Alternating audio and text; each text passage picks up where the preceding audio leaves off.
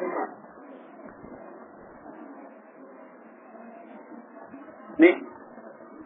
Mas.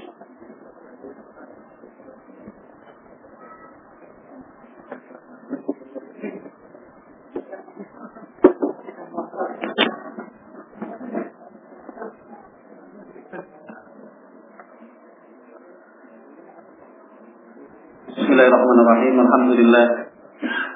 Wassalatu wassalamu ala Rasulillah wa ala alihi wa ashabihi wa man wala.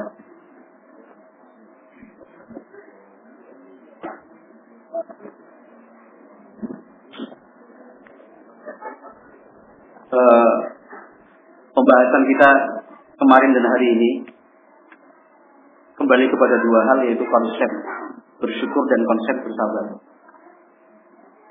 Ketika ini dipahami dengan baik, kemudian dipraktekkan secara nyata dalam kehidupan sehari-hari, mulai dari lingkup terkecil sampai lingkup yang paling besar, itu pasti bisa menjadi solusi untuk semua masalah dan problematika kehidupan. Pasti.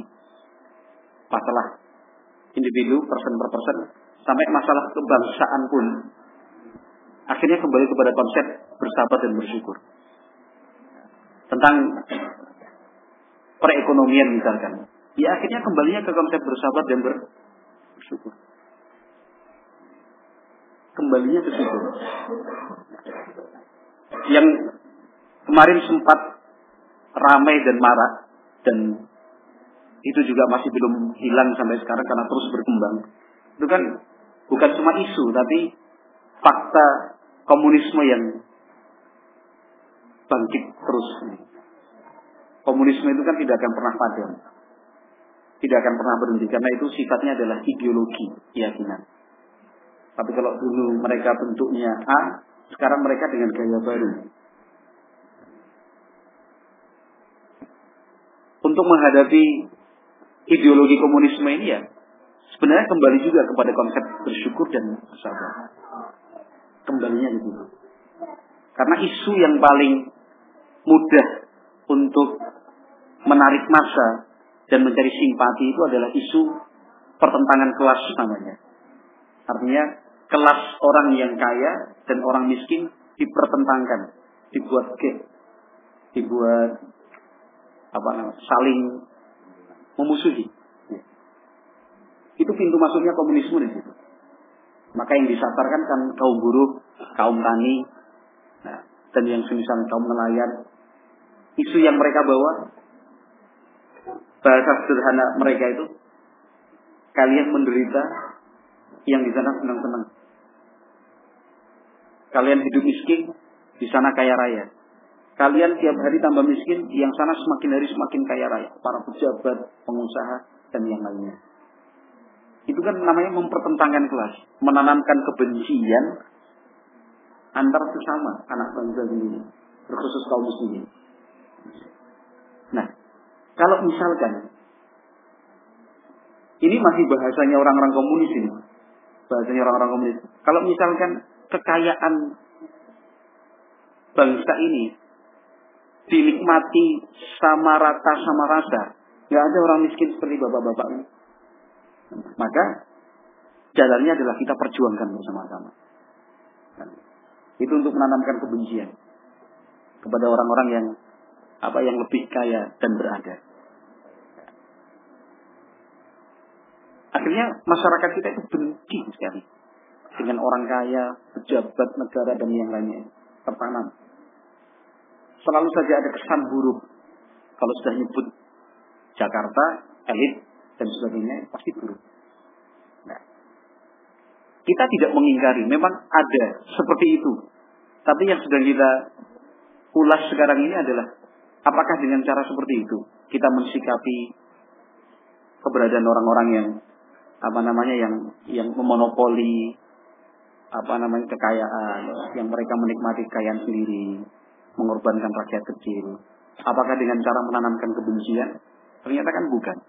Kalau dalam konsep Islam itu ya bersabar dan bersyukur. Yang kita sampaikan kepada masyarakat kecil, rakyat miskin, para petani, kaum buruh dan yang lainnya adalah bersyukur, sabar. Justru kita memberikan motivasi buat mereka. Kabar gembira dan hiburan-hiburan yang pernah disampaikan oleh Nabi Muhammad SAW. Bukannya malah membenci atau mempertentangkan kelas. Yang kita sampaikan justru seperti yang disampaikan Nabi Muhammad SAW, bahwa orang fakir, orang miskin, asalkan dia beriman dan bertakwa, kelak akan lebih dahulu masuk surga 500 tahun sebelum orang-orang kaya itu masuk surga. Jadi mereka menerima apa adanya. Kita sampaikan kepada saudara-saudara kita yang secara ekonomi di bawah garis kemiskinan atau bahkan miskin-miskin sekali, kita sampaikan bahwa orang yang miskin dan fakir, kepemilikan harta itu sedikit, pada hari kiamat nanti hisabnya jauh lebih mudah, jauh lebih cepat. Proses perhitungan amal gitu di hari kiamat nanti dibandingkan mereka yang punya harta kekayaan berlimpah. Proses hisabnya jauh lebih lama. Bersabar, bersyukur, mendoakan. Kepada mereka yang kaya, kita ingatkan untuk melaksanakan kewajiban, memperhatikan orang fakir, memperhatikan orang miskin, ya, bersedekah, memberikan hadiah, berbagi, bersikap lemah lembut kepada orang-orang lemah. Itu kan diajarkan juga di dalam Islam. Sampaikan juga bahwa Nabi Muhammad SAW sudah meletakkan konsep dasarnya. Kata beliau SAW, "Laisal mu'min alladhi yashba'u wa jaruhu ja'i." Itu konsep dasar diletakkan oleh Nabi Muhammad SAW. Kata Nabi, seorang hamba itu belumlah dikatakan sempurna imannya kalau dia makan, minum sampai kenyang, sementara ada tetangganya yang masih lapar. Itu konsep dasar diletakkan Nabi. Ini loh orang yang beriman itu. Konsekuensi untuk melaksanakan sabda Nabi di sini, kita sebagai umat Islam kan harus punya kepekaan, sensitivitas yang tinggi terhadap lingkungan dan sosial kita. Bagaimana mungkin kita bisa memastikan tetangga kita sudah kenyang ataukah masih lapar, tetangga kita sudah makan ataukah belum, sementara kita tidak berinteraksi dengan mereka. Sehingga konsekuensinya kita harus bertetangga dengan baik. Kita harus mengenal satu persatu dari mereka itu secara dekat. Tujuannya agar menjadi seorang hamba yang bisa menyempurnakan imannya semaksimal mungkin. Nabi, seperti yang saya katakan tadi, Nabi Muhammad sudah meletakkan konsep dasarnya, laisal mu'min alladhi yashba'u wa jaruhu ja'i. Seorang hamba itu belum dikatakan sempurna imannya kalau dia makan, minum sampai kenyang bahkan berlimpah, sementara masih ada tetangganya yang lapar. Kalau misalkan konsep dasar yang sudah diletakkan Nabi SAW ini kita praktekkan bersama-sama, kira-kira masihkah kemiskinan tersisa di atas bumi Indonesia ini? Masihkah tersisa kemiskinan? Masih nggak kira-kira? Nggak mungkin tersisa kemiskinan. Kenapa? Orang yang kaya, orang yang punya, pasti dia berpikir kepada yang belum punya. Cuma sayangnya yang jadi masalah itu, kita bahkan sudah kenyang pun masih merasa lapar. Kita yang sudah cukup pun masih merasa kurang. Masalahnya di situ. Kita yang sudah kenyang karena makan dan minum masih menganggap orang lain masih ada yang lebih kenyang dan lebih cukup lagi. Masalahnya di situ. Begitu Pak Ali paham maksud saya? Masalahnya itu di situ. Padahal kalau dalam aturan Islam kan kita harus peka dengan sana belum makan, situ belum minum, sana masih kurang. Kita yang cukupi. Nah, dengan demikian pemerataan pemerataan ekonomi dan sosial itu bisa maksimal dan nilainya ibadah, bukan keterpaksaan. Kalau sistem komunis, ya kan, itu kan sistem paksa, ya kan. Tanahnya dirampas, dibagi rata. Harta emas perhiasan sekian dirampas, dimiliki oleh negara. Bahkan ada negara-negara komunis yang dulu sempat jaya, itu membuat peraturan bahwa warganya tidak boleh memiliki harta lebih dari sekian. Tidak boleh punya perhiasan lebih dari sekian. Itu terpaksa semua. Nah, terpaksa semua. Tapi kalau dalam Islam kan dorongannya ibadah, carilah pahala, ridho dari Allah Subhanahu wa taala.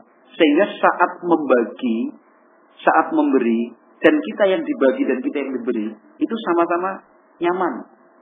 Sama-sama merasakan enjoy kalau bahasa kita. Kita yang menerima juga senang, kita yang memberi juga bahagia, Karena semua dibangun di atas nilai-nilai ibadah, mengharapkan ridha dari Allah Subhanahu wa taala. Maka konsep bersabar dan bersyukur itu jangan dianggap sebuah konsep kecil. Tidak. Itu solusi dari hampir semua problematika kita di dunia. Hampir semuanya. Bahkan kalau mau disebut semuanya, saya berani. Hampir semua masalah di dunia ini akan bisa diselesaikan dengan konsep sabar syukur. Dengan pembahasan sabar dan syukur seperti yang telah kita sedikit terangkan dalam beberapa pertemuan sejak kemarin sore sampai sesi yang terakhir tadi. Nah, masih ada waktu yang tersisa kurang lebih 1 jam. Barangkali ada contoh kasus yang antum panjenengan sampean Anda ingin sampaikan.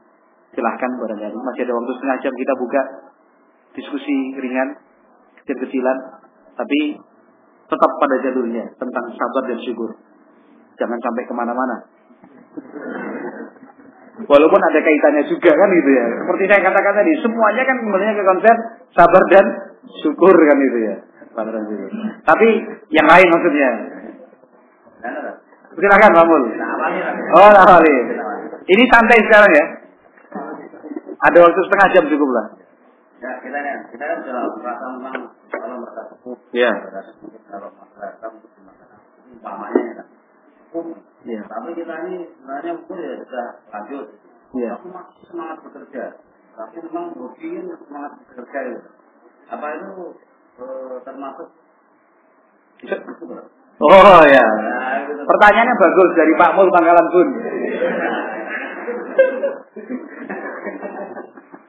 Abu Ahmad langsung gini. Nanti Abu Ahmad sendiri. Jadi pertanyaan dari Pak Mul, kalau saya tidak salah tangkap nanti tinggal diluruskan Pak Mul. Karena kan ini fungsinya untuk didengar. Kan itu ya. Artinya faedah dan manfaatnya bisa kita rasakan bersama. Nanti kalau saya salah, ditegur. Jadi pertanyaan dari Pak Mul gini, Zat. Kan itu. Kita ini sebenarnya kalau masalah harta sudah cukup. Dimakan anak cucu pun cukup. Kita semakin hari semakin tua. Tapi semangat kerjanya itu tambah kuat bahkan. Bukan tetap kuat tapi bertambah kuat. Apakah seperti ini termasuk tidak bersyukur gitu? Betul? Ya, tambah. Oh, tambah. Efek dari bekerja tadi.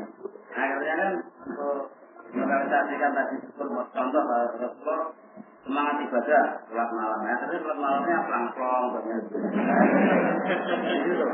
Iya. Iya.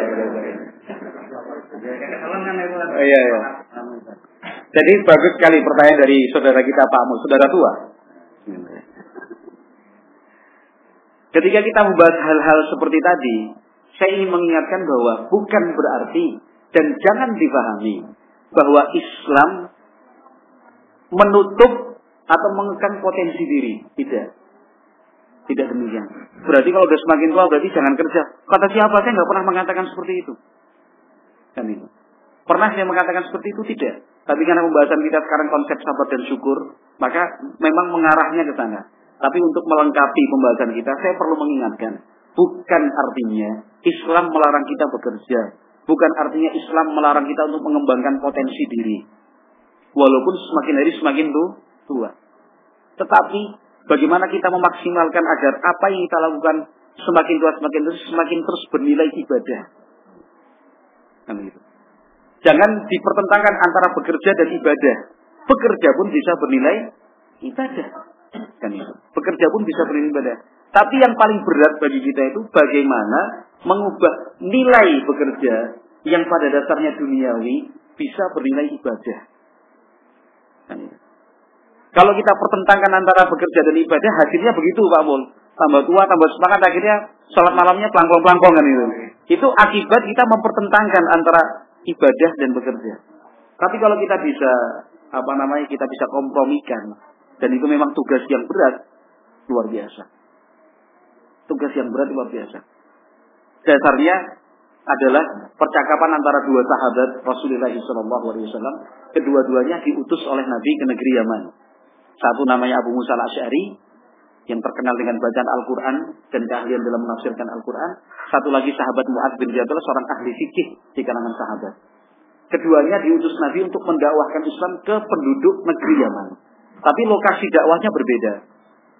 Satu di di daerah pesisir pantai dan itu. Seingat saya Abu Musa al-Asy'ari, yang satu lagi di atas gunungan tinggi. Tapi beberapa waktu tertentu, pada periode waktu tertentu mereka bertemu untuk sharing. Begitu. Abu Musa al-Asy'ari cerita kalau tiap malam itu sholat terus sepanjang malam. Terus. Sahabat Mu'adz bin Jabal beda, tapi nanti nilainya sama. Kata sahabat Mu'adz bin Jabal, kalau saya kadang tidur, kadang sholat. Sekalipun sholat tidak sepanjang malam yang saya lakukan, separuhnya malam, seperempatnya malam. Tapi kata sahabat Mu'adz bin Jabal, ahtasibu naumati kama ahtasibu qaumati. Tapi dengan tidur aku berharap mendapatkan pahala. Seperti ketika aku bangun malam untuk sholat mengharapkan pahala. Jadi sahabat Mu'adz bin Jabal sudah mencapai tingkatan tidur pun berpahala. Nah itu. Kalau kita ini masih sempit cara berpikir kita. Pahala itu hanya sebatas pada rukuk, sujud, baca Al-Quran, zikir. Kalau sahabat Nabi, tidur pun berpahala. Tidur pun berpahala. Ternyata kembali kepada niatan kita tidur itu untuk apa? Ketika kita tidur itu niatnya untuk menjaga kesehatan. Sehingga ibadah yang lain tetap terlaksana dengan baik. Itu sudah berpahala. Kita bekerja. Niatnya untuk menjaga kehormatan diri. Menjaga harga diri kita. Kita bekerja dengan niat untuk melaksanakan kewajiban menafkahi keluarga. Anak istri. Kita bekerja niatnya untuk berbakti kepada orang tua. Karena kita masih menanggung hidupnya orang tua. Sembako, listrik, air, dan sebagainya. Kita bekerja dengan niatan. Nah, dari apa yang kita hasilkan untuk berinfak fisabilillah. Di jalan Allah Subhanahu wa ta'ala. Kita bekerja agar bisa memberikan makan dan minum buat istri. Dan anak-anak kita. Pendidikan anak-anak kita. Niatnya itu. Masya Allah. Kita bekerja agar tidak menjadi orang yang mentalnya, mohon maaf, mengemis dan meminta-minta. Mengharapkan bantuan dari orang lain. Tidak. Kita bekerja diubah nilainya menjadi ibadah. Nabi Muhammad SAW sampai mengatakan, hadisnya cukup panjang tapi saya ambil potongannya saja. Kata Nabi SAW, hatta luqmah tadauha fi fami imra'atik atau fi imra'atik shadaqah. Sesuap nasi yang engkau suapkan untuk istrimu, dimakan istrimu, itu statusnya sedekah. Berarti Anda setiap hari, setiap malam selalu bersedekah untuk istri dan anak. Status sedekah tertulis. Tapi sudah disadari nggak kalau selama ini tiap hari bisa sedekah? Kalau belum disadari berarti bekerja yang kita lakukan selama ini masih belum maksimal untuk dikatakan ibadah. Karena itu kembali kepada niatan. Kayak Pak Ali, Pak Pendi dan yang lainnya kan itu. Bekerja Pak Fuad, ya. Semuanya lah tanpa terpisah dari kita. Kerja tapi niatnya untuk melaksanakan tugas sebagai kepala keluarga. Itu tiap sendok, tiap tegukan teh, saya minum dulu. Tiap tegukan teh yang diminum oleh anak istri keluarga kita, itu statusnya sedekah. Artinya status sedekah itu berpahala. Itu nilainya ibadah. Tapi kan kembali kepada niat. Nah, kita niatkan apa enggak? Atau kita cuma niatnya ya kewajiban hidup, tuntutan alam, atau apalah bahasanya, ya nggak bernilai apa-apa akhirnya. Karena itu kembalinya kepada niat. Kembali kepada niat Pak Mul. Sekarang Rasulullah SAW, ketika saya sebutkan dan saya ceritakan kemarin atau tadi, ya, semakin mendekati usia wafat itu semakin semangat beribadah. Yang saya maksud semangat beribadah itu tidak sebatas ibadah-ibadah yang kita kenal dengan sholat, zikir, doa, tidak. Tapi yang sifatnya fisik pun beliau terus beribadah pada Allah Subhanahu wa taala. Lihat Nabi Muhammad semakin dekat dengan hari wafatnya, itu semakin sibuk untuk melayani umat. Waktu beliau full untuk umat. Utusan, duta dari berbagai negeri berdatangan menyatakan Islam. Nabi Muhammad mengutus sahabat-sahabatnya untuk berdakwah ke negeri-negeri Islam. Nabi Muhammad mengirimkan surat-surat kepada para raja dan kaisar agar mereka masuk Islam. Nabi Muhammad meletakkan fondasi-fondasi dasar yang kokoh tentang pembagian zakat, sedekah, infak dan yang lainnya. Nabi Muhammad SAW langsung turun sidat ke pasar-pasar untuk melihat perekonomian rakyat bagaimana. Nabi Muhammad keliling teladan dan kebun-kebun sahabat-sahabatnya untuk memberikan petunjuk serta mengarahkan harus bagaimana. Itu Nabi SAW. Jadi bukan kemudian semakin jangan dipahami bahasa saya kemarin atau tadi, kalau semakin tua semakin semangat ibadah harus ke masjid terus, enggak. Semuanya harus bernilai ibadah. Kan itu. Ketika semua itu sudah di atas konsep ibadah, orang itu tidak kenal capek. Orang itu tidak kenal capek. Kenapa? Walaupun kerja dari pagi, siang, sore, malam sampai malamnya dia tetap semangat untuk beribadah. Kenapa? Dia lakukan itu semua dengan ikhlas. Jadi dia nggak berat, nggak capek. Ibadah itu menyehatkan. Ibadah itu tidak melelahkan. Ketika kita menganggap ibadah itu melelahkan, itu berarti kita belum sempurna dalam melaksanakan ibadah. Mohon maaf ya, saya sendiri belum sampai ke sana. Tapi kan kita masih sebatas sharing kan itu ya. Kalau misalkan saya tidak bisa melakukan, mudah-mudahan ada dari panjenengan yang bisa melaksanakannya. Yang jelas secara teorinya begitu. Secara ilmiahnya, yang namanya ibadah itu tidak ada yang melelahkan. Dia walaupun lelah, nikmat dirasakan.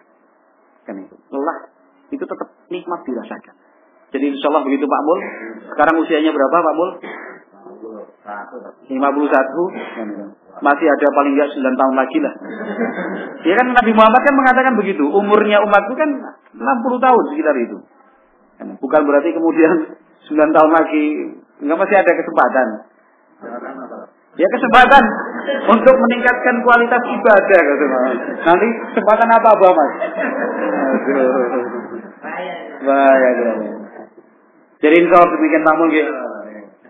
Kalau seperti Pak Mul gini misalkan semakin tua ya, semakin terdepan untuk membimbing yang masih muda-muda di Pangkalan Bun, memberikan contoh pondok begini, harus begini. Ayo gitu. Terdepan. Monggo yang lain. Silakan, baik. Waalaikumsalam warahmatullahi wabarakatuh. Pak Mul lagi kan? Iya guys. Kalau kita lapar. Iya. Kalau kita haus kita minum. Betul. Jadi kalau hanya sebatas itu, mungkin pahalanya banyak. Jadi bagaimana supaya kita makan, kita minum itu ada pahalanya. Seperti kata Ustaz tadi, kita tidur, saja ada pahalanya. Tentu ada niatnya. Betul. Bagaimana caranya niatkan? Saya ini karena saya lapar, saya makan. Karena saya haus, saya minum. Bagaimana cara meniatkannya supaya saya dapat makan, dapat minum? Adakah riwayat-riwayat yang pernah dialami oleh para sahabat atau Rasulullah? Masya Allah, bagus sekali pertanyaan dari Kai. Jadi intinya, bagaimanakah caranya agar makan dan minum yang kita lakukan bernilai ibadah? Ya. Begitu kan? Ya. Masya Allah. Makan dan minum itu pun bisa bernilai ibadah. Kalau contoh nyatanya apa? Makan dan minum itu beribadah. Contoh nyatanya, sebelum kita bicara ke yang sifatnya mubah, kemudian jadi beribadah. Ada yang ingat nggak? Sahur. Itu contoh paling mudah, Kai. Sahur itu kan kegiatannya makan minum, tapi ibadah. Karena Nabi Muhammad mengatakan tasahharu fa inna fis sahuri barakah. Kata Nabi sallallahu alaihi wasallam, makanlah sahur karena makan sahur itu ada barokahnya. Ketika kita makan minum dalam rangka sahur untuk melaksanakan sunnah Rasulullah, berarti sudah bernilai ibadah. Karena kita makan minum itu demi melaksanakan perintah Rasulullah sallallahu alaihi wasallam. Itu contoh paling mudah. Contoh yang lain, makan minum kok bernilai ibadah.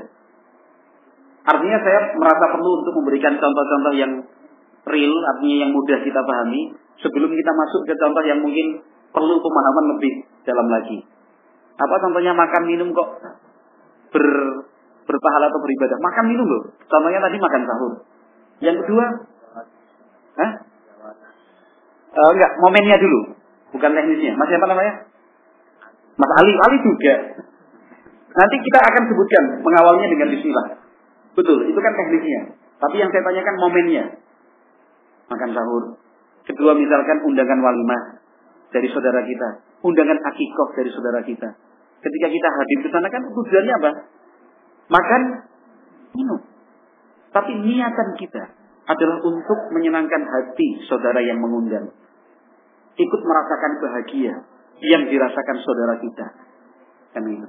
Kita ingin melaksanakan sunnah Nabi yang diajarkan, yaitu akikah dan walimatul urus. Walimatul urus Pak Mul.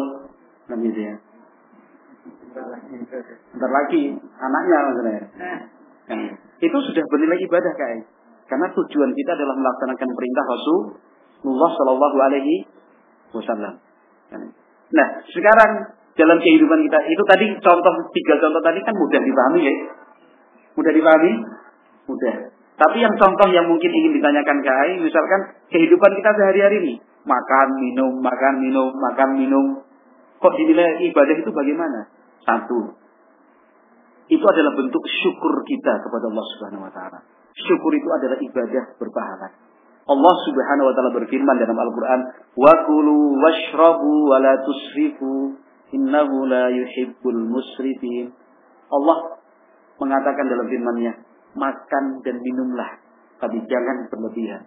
Sesungguhnya Allah tidak mencintai, tidak menyukai orang-orang yang berlebihan. Dalam ayat ini Allah perintahkan kita untuk makan dan minum. Tapi perintah di sini, kata para ulama, adalah perintah boleh makan dan minum, bukan wajib makan dan minum. Tetapi paling tidak Allah sudah memfirmankannya dalam bentuk perintah, makanlah dan minumlah.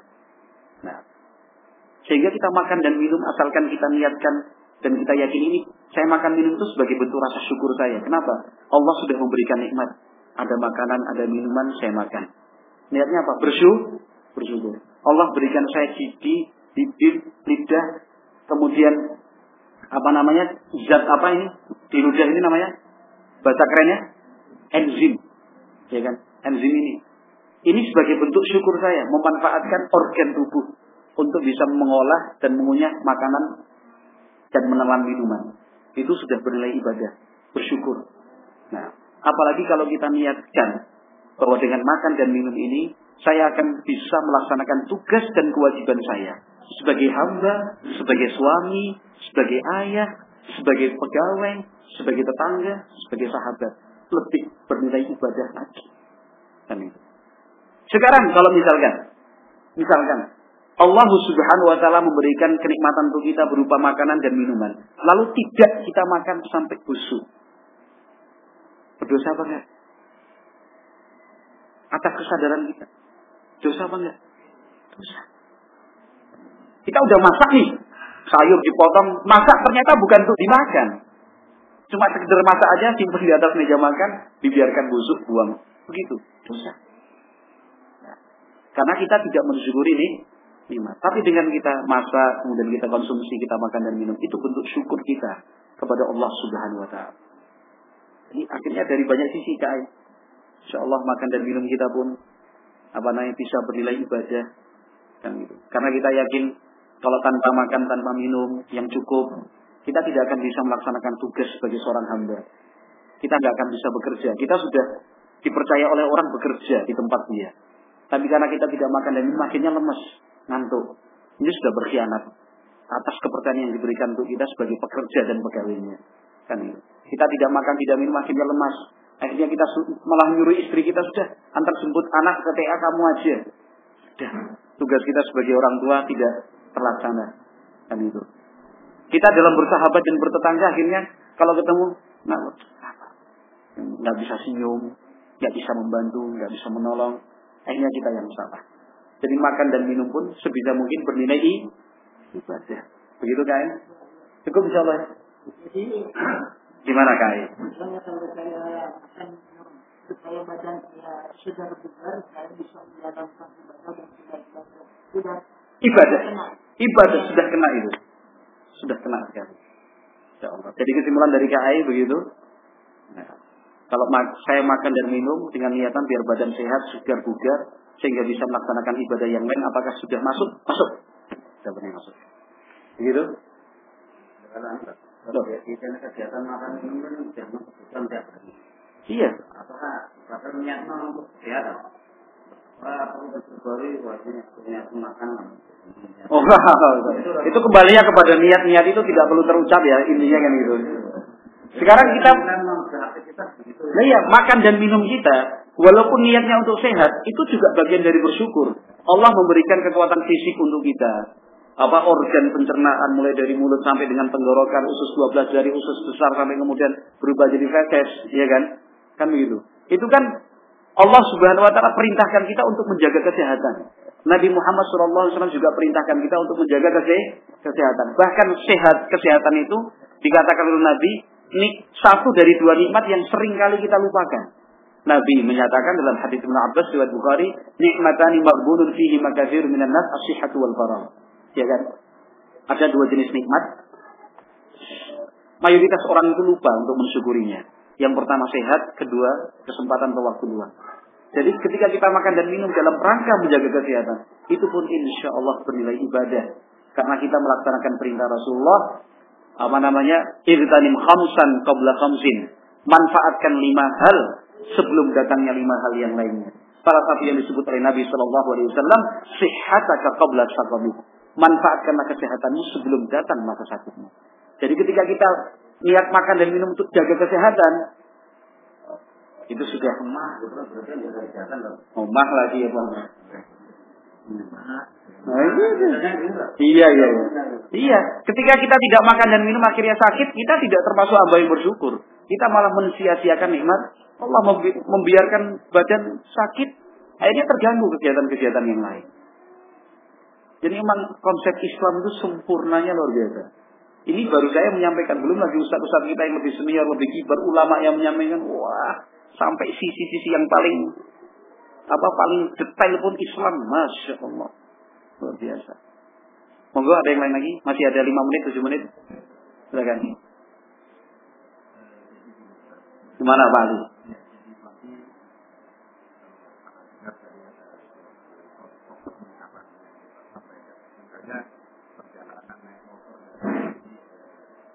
Kota Besi. Iya. Iya. Iya. Ini kita secara keumuman orang aja ya gitu. Iya. Iya.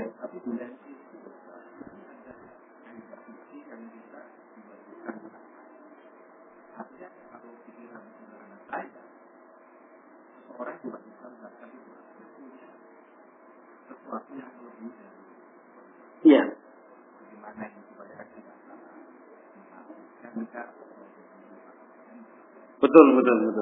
Jadi pertanyaan dari Pak Ali bagus sekali. Tadi pagi, begitu ya. Kesimpulan sementara kita, kesimpulan tadi pagi.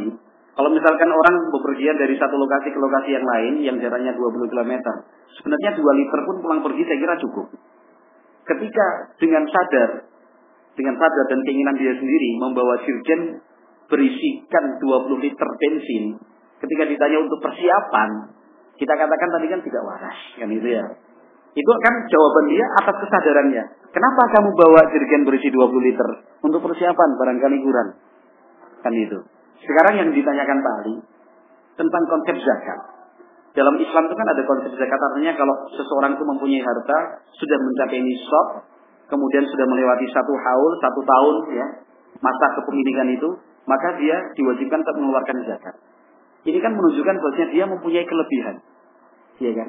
Mempunyai kelebihan. Ini mengkompromikannya bagaimana? Begitu kan? Kan itu. Jadi alhamdulillah, Islam sama sekali tidak melarang kita mempunyai harta. Islam sangat menghargai kepemilikan harta yang kita punya. Kan itu. Islam tidak memerangi orang-orang kaya. Tidak. Tapi Islam mengarahkan orang-orang kaya itu untuk mengingat dan melaksanakan tugas serta kewajibannya. Terbukti para sahabat Rasulullah SAW. Sahabat-sahabat Rasulullah itu yang kaya raya pun banyak. Mulai dari Abu Bakar, Utsman, Abdurrahman bin Auf, Sa'ad bin Ubadah. Tokoh-tokoh dari sahabat Ansar itu orang-orang kaya semua. Tapi luar biasa. Mereka yang punya kelebihan harta tadi, itu kan tentang zakat hukumnya wajib.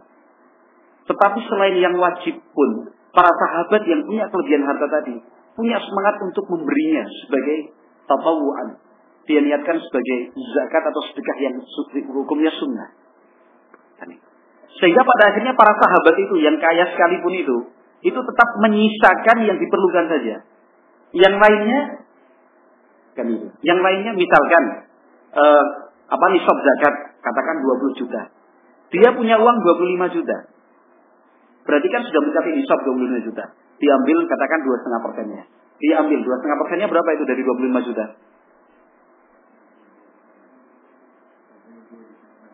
Hah? 22 juta setengah. Oh, 25 juta. Diambil 2,5%-nya. Wah, Pak Ali dari masa lalu tapi masih kuat sebenarnya. Berapa?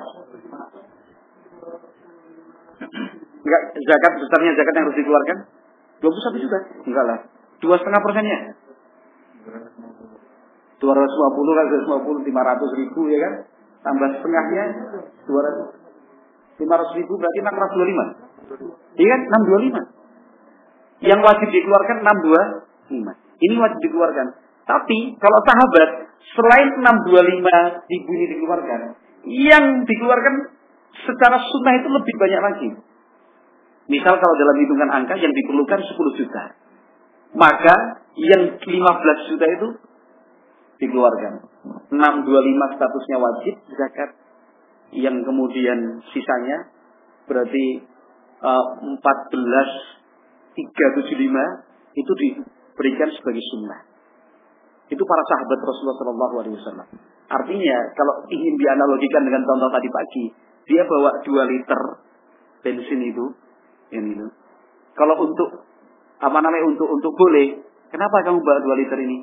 Untuk saya bagi-bagikan buat saudara saya yang kurang, yang perlu bensin daripada mereka beli, saya bagi-bagikan. Kan gitu. Kenapa Anda kok dari rumah bawa 20 liter? Ini para peserta akan saya tawarkan. Yang pengen ngisi bensin gratis. Begitu maksudnya. Iya, ini waras. Sama bawahnya tapi waras. Kalau tadi kan contoh yang pertama, kenapa? Jaga-jaga kalau kurang. Nggak mungkin kurang kan? 2 liter untuk 20 km pulang pergi 40 km cukup. Cukup sekali. Tapi kenapa bawa 20 liter? Ini saya tulis infak. Untuk teman-teman disediakan dengan corongnya sekaligus kan gitu ya. Infak untuk para peserta daurah yang sudah betul-betul kehabisan bensin, silahkan isi. Nah, tinggal kepada peserta daurah kesempatan ini. Kan itu. Kesempatannya apa kan itu? Dia merasa paling membutuhkan atau dia berpikir masih ada teman saya yang membutuhkan. Kalau saya yang paling membutuhkan, tangkinya isi 2,5 liter, baru berkurang setengah liter, dia juga pengen ngisi. Ngisi yang setengah liter biar tetap penuh. Tapi kalau berpikir yang baik kan itu, barangkali masih ada saudara saya yang betul-betul habis tangkinya 2,5 liter, tinggal sekian tinggal sekian cc misalnya. Itu dulu. Dia masih enggak punya, saya masih 2 liter.